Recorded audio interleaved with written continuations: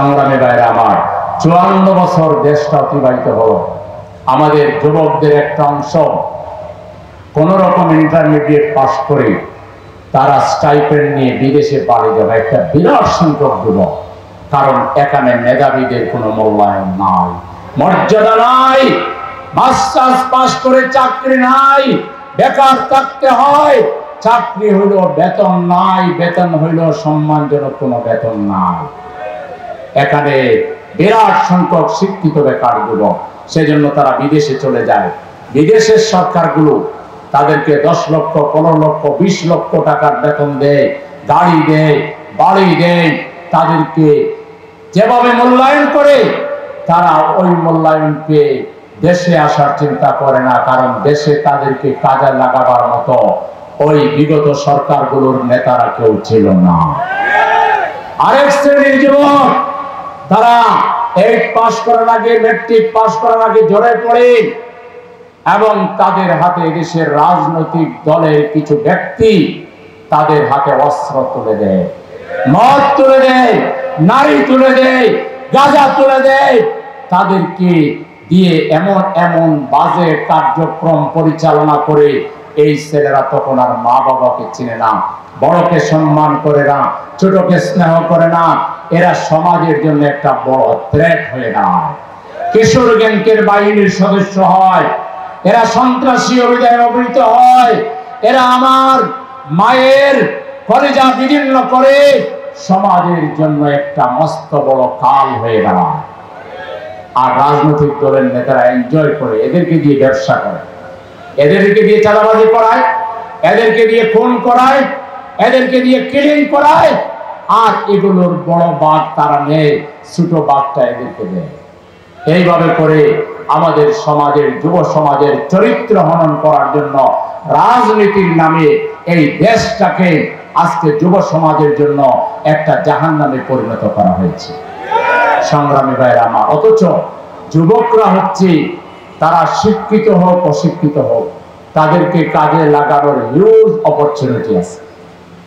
যুবকরা যদি অশিক্ষিত হয়, তাদের জন্য দুগ্ধ খামার করেন, কৃষি জাতীয় বিভিন্ন খামার করেন, তাদেরকে নিয়ে তাদেরকে এন্টারপ্রেনার হিসেবে ট্রেনিং দেন, তাদেরকে আইটি ট্রেনিং দেন। এগুলোর জন্য কোনো এসএসসি পাস, এইচএসসি পাস লাগে না।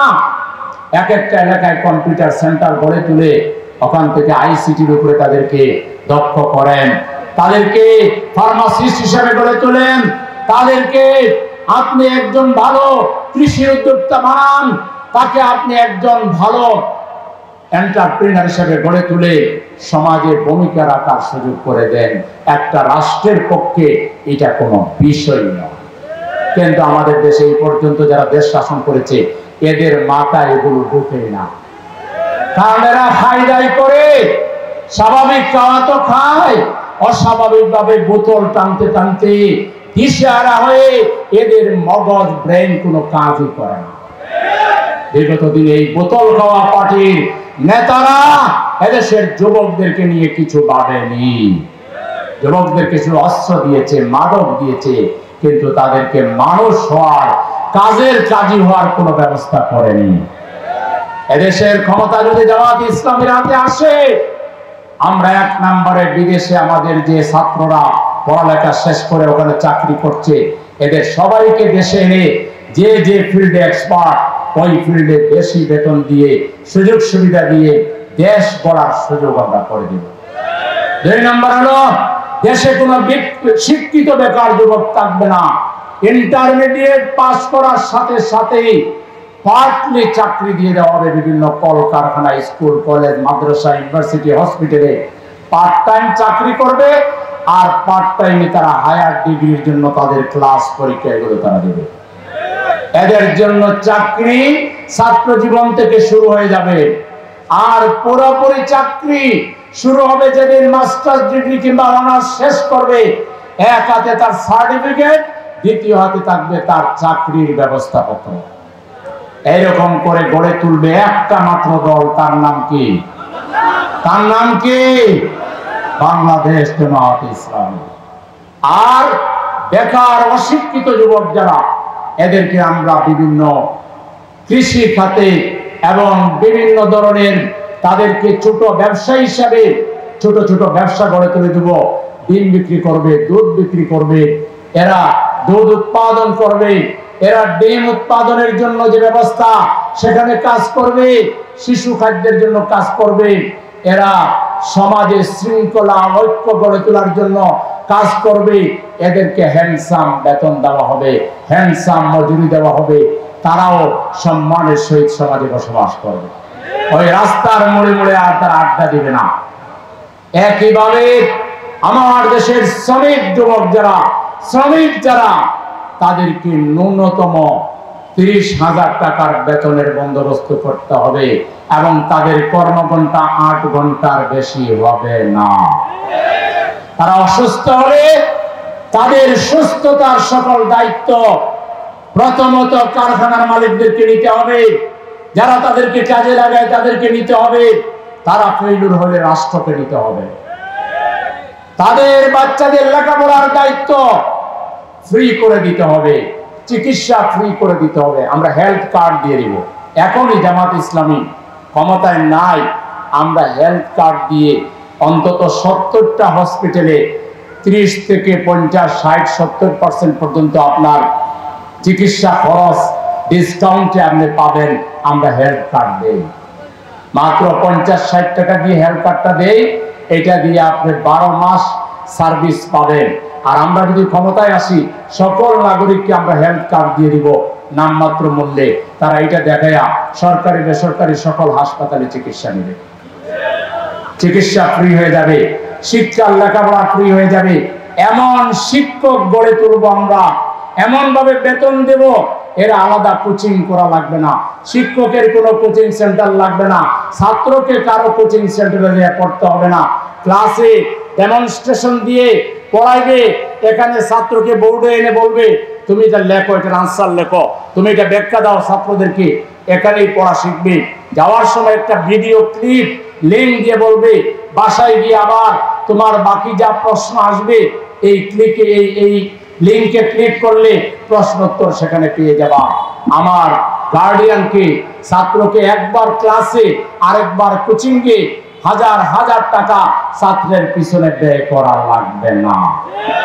এখন তো টিচার মানে হলো ক্লাসে যাই আগডুম বাগডুম গোড়াডুম সাজে ডেমনস্ট্রেশন দেয়, ঘুমায়, আর কোন রকম তাইরে নাইয়ে করে সময় পার করে দেয়, আর দুপুরের পর থেকে তোমার আসল ক্লাস কোচিংয়ে বসবা। পার সাবজেক্টের জন্য 5,000 টাকা। কি মামার বাড়ির আবদার! এই তথাকথিত সনাতন পদ্ধতি এই যুবকদেরকে দিয়ে ব্যঙ্গে চরমার করে দিয়ে নতুন শিক্ষা ব্যবস্থা আমরা তৈরি করবো ইনশাআল্লাহ, যেখানে ফাইজলামি থাকবে না। শিক্ষককে পড়ানোর মতো পড়াইতে হবে, শিক্ষকের আগে পরীক্ষা নেওয়া হবে, শিক্ষককে পরীক্ষা নিয়ে টেস্ট করে নিয়োগ দেওয়া হবে, আর শিক্ষকের বেতনও হবে সেই রকম বেতন। 50,000-এর নিচে কোন শিক্ষকের বেতনই হবে না। তাকে ঈদের বোনাস দেওয়া হবে ব্যাপক, তাদের সন্তানদের পড়ালেখা ফ্রি করে দেওয়া হবে, চিকিৎসা ফ্রি করে দেওয়া হবে। ধান্দাবাজির রাজনীতি বাংলাদেশে আর চলবে না। ধান্দাবাজি, ফটকাবাজি, চান্দাবাজি, টাঙ্গারবাজি চাইরম মাযাবে, চাইরো না যদি 10 মাযাব থাকে, সকল মাযাবে বাংলাদেশে হারাম ঘোষণা করা হবে। এখানে কোনো ফটকাবাজি চলবে না।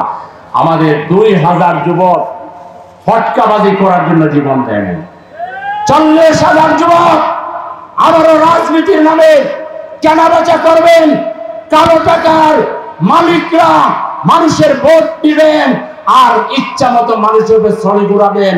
এই এমপি আর জীবনে হইতে পারবেন না, এই কাউন্সিলর বাংলাদেশে আর হইতে আমরা দেব না।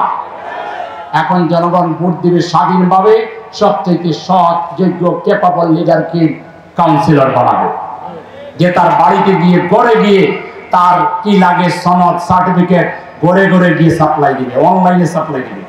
কারো চেয়ারম্যানের বিষয় 1 মিনিট সময় ব্যয় করা লাগবে না। কাউন্সিলরের কাজ ঘরে বসে হবে। যদি আইসিটি কাজ না করে, কম্পিউটার কাজ না করে, কাউন্সিলর মিয়াকে ঘরে গিয়ে মাপ চালিয়ে আসতে হবে। কাউন্সিলর হবে জনগণের খাদেম, কাউন্সিলর হবে জনগণের সেবক। এমপি সাহেব এরকম সমাবেশ ডেকে তিনি জনগণের কথা শুনলেন, কোন রাস্তা কোন এলাকায় কি সুবিধা অসুবিধা, এবং তিনি পার্লামেন্টে কি আইনের পক্ষে কি কথা বলেছেন, কি বলা দরকার ছিল, জনগণের সামনে ঘন্টার পর ঘন্টা দাঁড়াইয়া প্রশ্নের উত্তর দিতে হবে, নাইলে এমপি সাহেব তার সুস্থতা নিয়ে বাড়িতে ফিরে যেতে পারবেন না, গণদোলাইয়ের শিকার হবে, ঠিক কিনা? এবার আমাদের কর্নেল সাহেব মন খারাপ করেন না, কর্নেল সাহেব পারবেন ইনশাল্লাহ, নাকি পারবে না ইনশাল্লাহ? এমপি হইতে হবে জনগণের সেবক, খাদেম, কাউন্সিলর হইতে হবে জনগণের সেবক, খাদেম, জনগণকে গোলাম ভাববেন, দাস বানায় রাখবেন। আপনার বাড়িতে এসে অফিসে এসে একটা সাইন নেওয়ার জন্য ঘন্টার পর ঘন্টা বসা লাগবে, আর আপনাকে হাদিয়া দেওয়া লাগবে হুজুরদের মতো। ওই ধরনের এমপি আর কাউন্সিলর বাংলাদেশে আমরা চাই না। এই জন্য বাংলাদেশের সংস্কার লাগবে, সবার আগে সংস্কার লাগবে রাজনৈতিক নেতাদের। পুরাতন চিন্তা চেতনা ছেড়ে মুছে সাফ করে দেন।